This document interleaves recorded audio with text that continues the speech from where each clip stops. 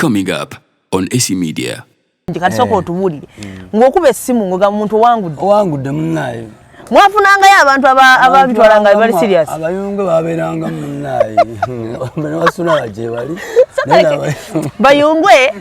be bafala omumba aba mu mbatutu muntu abira ngalo okutegeera buganga jwe gune empumbu nyingi mu mutwe ensho tofuna yakuyisa mu gari baranga bayisa mu gari ebintu by'amagezi tebanga by'amaanyi omuntu gokubyenga esimidde ne wakwita kuboti ngomujja ko bukadde butano wa 10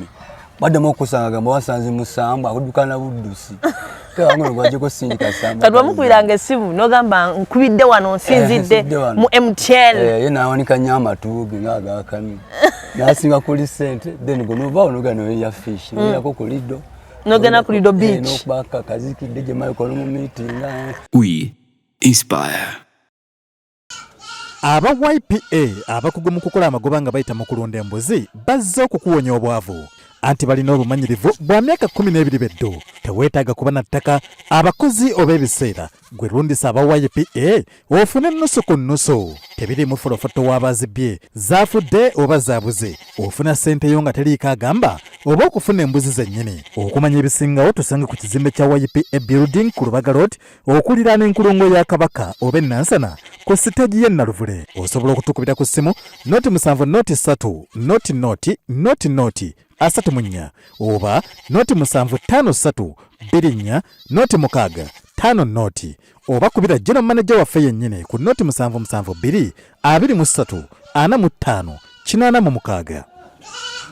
So amanya ne dobozi nabulime Esther wano ku atop with SCS Media Uganda nkubuza kugwa nawo sinzo kubanga otraba. Thank you so much. Tuchali wano chibuloka yalokoka tuchagenda maaso so negatiddwa kani Queen Mino Rimba za Sani Katungu yani Rimba za Sani Katungu commonly known as Queen Mino news anchor NTV Uganda news anchor Manchester Giza kama ule voluntarily on a voluntary basis to NTV Uganda Zungululu Zungu volume 2 to other volumes which I can't even record some of the volumes we are just made many volumes that's Afane Chirumira. I'll talk about that just in brief. Chogamba oli munna mawulire. Mo na mawulire. Oli mubezi. That's my kind of nchetaga.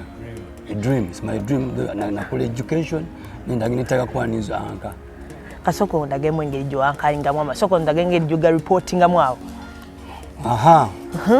Morning Uganda. Morning Kampala. Queen Mino NTV Uganda.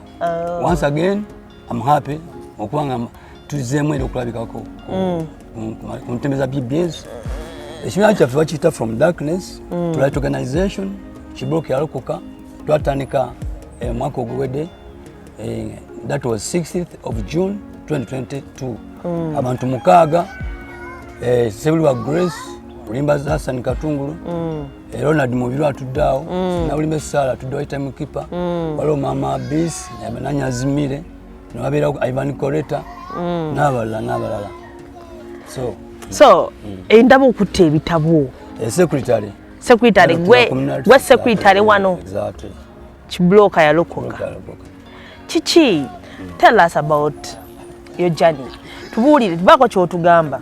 emyaka 5 emabega ekimya kitite kinabakkola nnyo kubanga tugenda mu mwaka gumu n'ekitundu naye emyaka emabega egiseeyo oche tuita calling people calling Ugandans wengo yita mukoninga ngokosa the art of the mind mugamba nti also wangu calling kubanga kufera right kufera wali mufere okwalize wamu so ko kwate simu yo nemugamba wangudde yani kamu nekuba music mu studio nengamba kola what ne what sente sindi ku line kuno no ekikola eyo nebeerawo nenga atumwe mugwango gwali omupubu okuza akapapula ngezo sente ziddugaza ate nezukuza nezidengulu naye kati sinza byogerako nnyo nawe nane twagala abatula banyumulungi kati soko otubulire ngokuba essimu ngoga muntu wangudde munnaye mwafunanga ya abantu ababitwalanga bali serious abayungu baberanga munnaye bano basuna baje bali bayungwe be bafala omumba aba mu mbatutu muntu abira ngalo okutegeera buganga jwe gune empumbu nyingi mu mutwe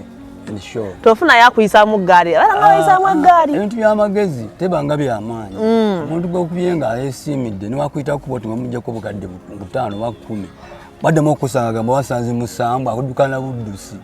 tewangono gwajjeko sindika samba kati wamukubiranga essimu n'ogamba nkubidde wano nsinzidde mu MTN ye n'awanika nnyo amatu ge ng'agakami n'asinga kuli ssente then gonova onogana oya fish noyako ku Lido nogenda ku Lido beach n'okubaka kazikidde gye mayikola mu meetinga n'onyumirwa obulamu ne banno ate mulimu gwanyuma yange edda kwa kati sizibu naye gwanyuma yange edda abantu baddukanga okuwangula waliwo yankubira n'enziruka nga mayinka ngudde miliyoni twaligotakonako kisinza kuwongo kitegeeza nange nali yungwe wali yungwe kuolo nakwanti nange iwe bati we bantwala n'enziruka none ogenda kufuna ka t-shirt wagera kufuna t-shirt oba wagera kumba tukwali bankubira essimu nagamba teekako ssente airtime ebiseera mobile money etenajja kati nga bakubisa yali bakale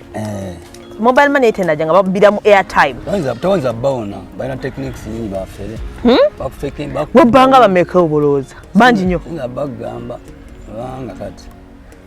webitulo bitambula because bintu biri bisatu mu nsi nayiga nti there are 3 constant things in life change is a must of life, change is a fact of life, but it's change you change you. Then there's death nawasembayo Katonda the Almighty Jah kati kankubuuzeeyo just kino kingambe nga kyaliiwo manze wano nga kyaliiwo sente kizibu okuba n'ogamba nkubye bungi bwa sente kino gange era obukyanga afuna yungwe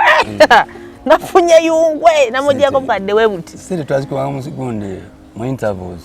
twazikubanga nga naye tunogaba ne mannaffe twadde naye mu kampu zibazize bwe zititeri oli ku lumwanja teri naki at time oli gyataddemu then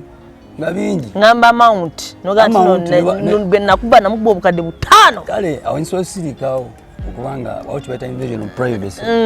so azogera naye nga kyolina okumanya ti abantu bakubwanga bakonwangako obisanga wano kibuloka yalokoka then nabirawo nakalaka kebayita ka packaging aka package oli abeina agamba munnange obimanyi nsambudde London naye sister wange nkweteka package ko kano naye mbadde njagala ompe ku simu yeyo wa laptop kati sinali yemu yantukako waloge nako yagira mu super custom kazanyonga akamanyi nabasi samuseke mu gweneri kati kumbe mabega ule mu kizija zimu followinga yatuka mu super custom yateka mu central rock aya twena jolaga ndo tuna ngoli munda buswizi banga gwadde okola kiko maloke toyina jolaga nibaga abasajje mu muntu alawo nibaga muntu ala ekibuyi that was 207 muntu ala ekibuyi enda kugamba badde bayekera omuntu akuda mu kuyekera that is treason banga sukanga mugugu wansi eri madala ekibuyi banga kano kabinyo ne banga sukaawo nemba wonera nga batika mu central rock sinawe mpita nentuyana siite mu kamoli siite wa nentuyanira oyo bula atakapapula apapula ko birala enge mwana kyalo abakizanya ate masaka kulabisanya nenga bali manyi walokoka yagala obusa baje nawe obuka abantu banene bakonyeko oli ave inafuna most of the people twagaba business cards zaabo oli averi namanga kati mu anene wabitwa mukulu wati ne wati kane fulanyanga ukabia wanza nyerenga that nafuna contact yao nawo wote naja nagamba waliwo omuntu omusirusira wadde Somalia ne muganda ngoyo yakomyewo ne sente nga tazitegeera bazi sente za dola ba euro naye munaye waliwo vetropes oyo vetropes bidi abamujjamu American Embassy ate waliwo ne bali agenti bayo nenga bona bakufulingira ku simu eyo bw'oyayana nabaita sente ne bazikula mu photocopy ne bazooza nga za black iodine tincture office gula amani bakola kino bakosa detergent nezidengu ne vitamin C then makuba sente namagamba vetropest aweddo katonga emitawo ja $3 malizemu zisigadde obusiru n'otunda ente ezo mayumba bakuba genda okuddenga ogenda okulyanga oli yasenkawo yakusawo yawululabe walinga yagenda ati nga maze okuba ku mutwe amaze okuba ku mutwe ate nga nawe osiimye kuba batakoseza man just a brain teasing game oba tolina nawe oloopa ate ogenda kuloopa ojagenda ku polisi bakusekerere bakuseke bagamono abadde ki wala kwefula ugudwa ate life goes on naye tuvaayo eyo so kati we mtu we mwakolanga n'obikola n'embikola tebakwata ku poliisi nti ayo tebibulamu kuba akatojja kugamba nti no ojja kulya leero ate nikyo leme kulya ate omuntu akwadde ssente ezo osobola okuzanga ez'obwe n'ogamba ani agenda okuba amatafaali ani agenda okukola ki nga waliwo ate kiri ekyangu naye gye biggwera nga otobye bwoti paka wezula tolina kyofunye so n'obivaamu mbivaamu nga nfunyemu abaana nazaalayo abaana bange 2 nenkita oya main cause mama wange yanzaalomu nava mu seminary Nyenga ndi seminary ndi ex seminary from Nyenga seminary yaswana Josephat Seguya wabukedde yakubencha obbi wange waliwo n'abalala wali mu seminary ndi ex seminarian paka makone ka cables ne kula bachelors of education ndi musajja musomesa secondary. What was your subject? The English. I majored in English and history. My minor is history. Economics and when I saw me down, I didn't know history. History. So no zara mwa banda babiri awo. Nchita. Mwala mulakoze mulenzi nayo. Reminaira planage. Reminaira my first girl, then planage. Okay. Nchita. Ntamzo bulambo. Yo ngamambo ndi ali lubuto. So gama na lubuto lwa mmere nayo ngambo ina lubuto simabe akuza. Sibisobole. Ebizibu bingi ebiri mu nsi. Bill Gates alina abaana 2. George Bush alina abaana 2. Barack Obama alina abaana 2. Kikosanga omutabani kyagenda kulya aza abaana mutwalo. Ugamba n'ababiri bamutunulidde bali tewali mungu twali. Ate tabona akola ki? Kati balamu ogenze wegasse n'omuntu. Unprotected sex. Na okimanyi bulungi. Najja nagamba ali lubuto odduka buddusi to lwa mmere balujjude bukupa banna alo kutuwalya danga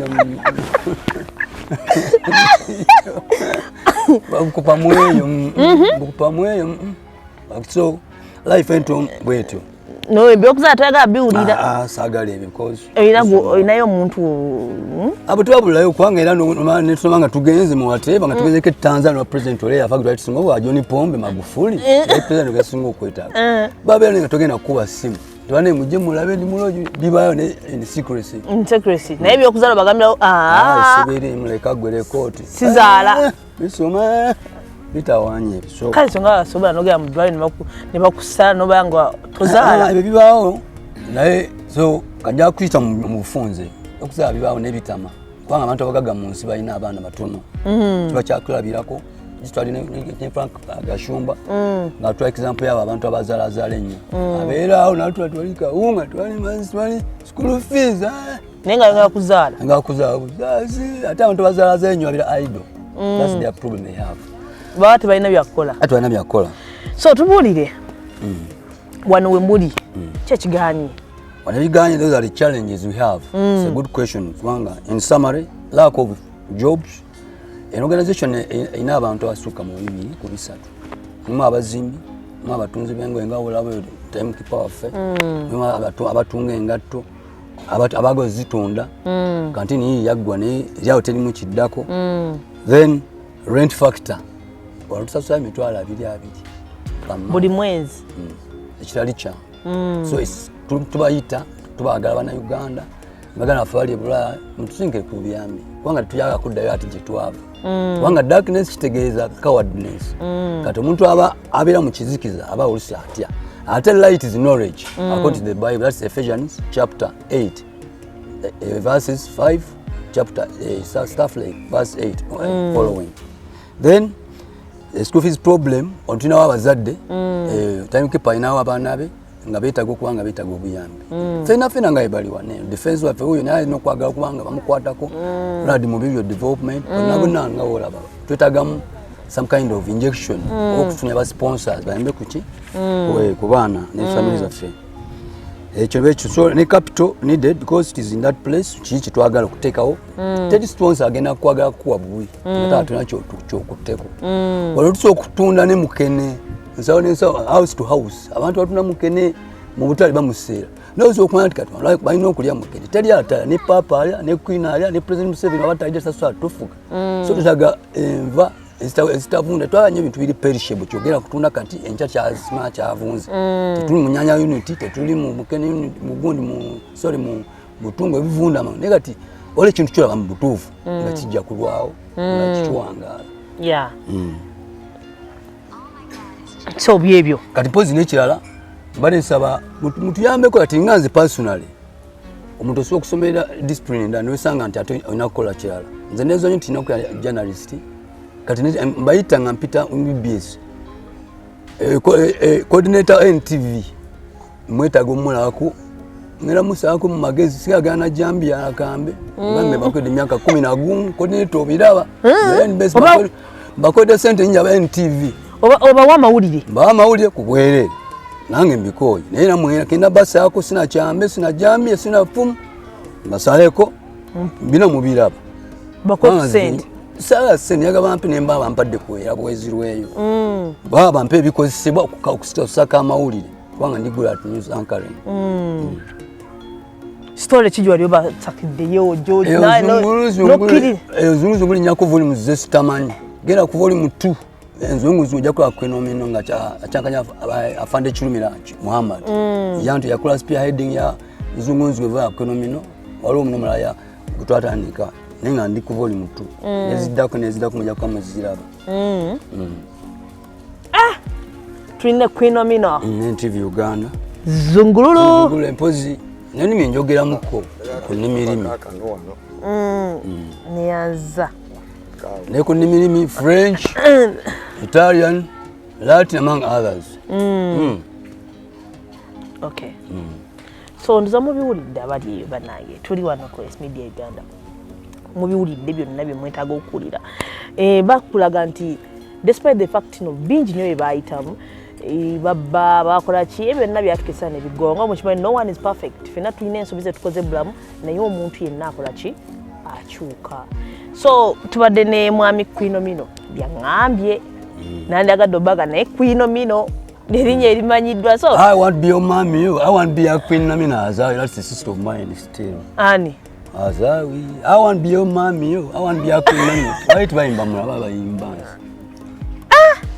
kwinomino so our mission statement as we are here is simply trying to aim at transforming the entire society from theft to light, because light as I told you is knowledge and for darkness is godliness. So and then the Bible government cards have no place before God. Hey bagamanti I want all your muzira baba bazika nga bana baba nafu bagamba twabagamba da baba so what do you tamde Pozi, however, my gratitude goes to number one, RDC Ali Subuga, then Nekudako Pastor Bugembe, Wilson Bugembe, just of recent birthday party, Okubiri, era natukolako, ebikola jenga bagikola, abantu bawamere ngo yebiki, erabikolanga. So mukama amwe birungi RDC Ali Subuga, Madam CI, Mayor, among others. Amina tweyanzanye tweyazegeka tufuna omulala naye atubulire emboozi then turabe ekiddako banaye nako okunywa kakano kazedda tekakuba tekakuba kano covid kale yes tukyagendera ddala mu maaso nabagambye tukyali nansana tuli nansana whereby tuli mu kufola ezimu ku mboozi tugamba nti kibuloka yalokoka gonjogerako kibuloka yalokoka abali nansana musobola okutegeera kikyenjogerako okitegedde nabagambye mu kibuloka we wantu wenzize nga bangamba nti babba abantu baali batta abantu bangi bafiira obulamu bantu bangi bababbako amasimu gaabwe ebintu bingi nga mubitegeera naye nga negatiddwako omukyala tusanyusa okulaba amanya n'eddoboozi manya n'eddoboozi ntibwa Nanyanga Saala oli mwana wa nnyonyi ennyonyi anti nankati twogera ku nabulime tubeera bannyonyi nsanse nnyo okusinkana ojja otya okusinkana abantu bano ab'omu kibuloka yalokoka engeri gyenjamu okusinkana abantu bano nange nasanga ekyo ekiteeso nga weekiri ne bakimbuuliramu nendaba nga kijja kukola kiki kyewasanga bankati bano tuze wano mu kibuloka baana banabo mu kibuloka bamu baali bambi babbi ne bakyuka kati gwe basinkana balinamu mikwano gyo oba gwe na mikwano gyange n'ensanga era ekyo nga bateesako ekyo ekintu ne bambuuliramu kati ate nange nga nsabiddeko eri wa pasita Bugembe n'endaba omuntu obufunze wabamanyira ku church ya pasita Bugembe siwe kiri nojja n'obegatako so kiki kyosobola okugamba kiki oyagala abantu bamanye kyensobola okugamba abantu bamanye oba kyoyagala abantu bamanye kyenjagala abantu bamanye batuyambeko batusapootinge kubanga twagala okukola naye kapito kapito kubanga obeera ne kapito obeera olina buli kimu kyosaba tunula mu kamera bagambe bannange tusaba bannaye kyensaba mwena abasobola otuyamba tusaba ku kapito tutandika okukola kuba obeera ne kapito buli kimu kibeera kyangu kisoboka kuba tulaba mama Fiina ayambye ku bantu bangi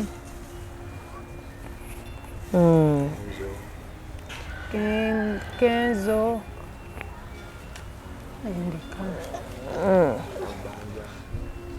kale bonna so nga muwulidde nga mbanyonnyodde nti tuli wano tukyagendera ddala maaso obuzibu bwabwe capital funa kyetukola reason nti tuwulidde emboozi zaabwe biki bye baakola ne balaga nti bakyuse so baagala basaba obutadda mu mbeera gye baalimu so gwe naasobodde okubaako kyobayamba wano we tuli kale twebazanyo RDC Chairman Mukwate bonna abatuyambyeko pasita Bugembe kale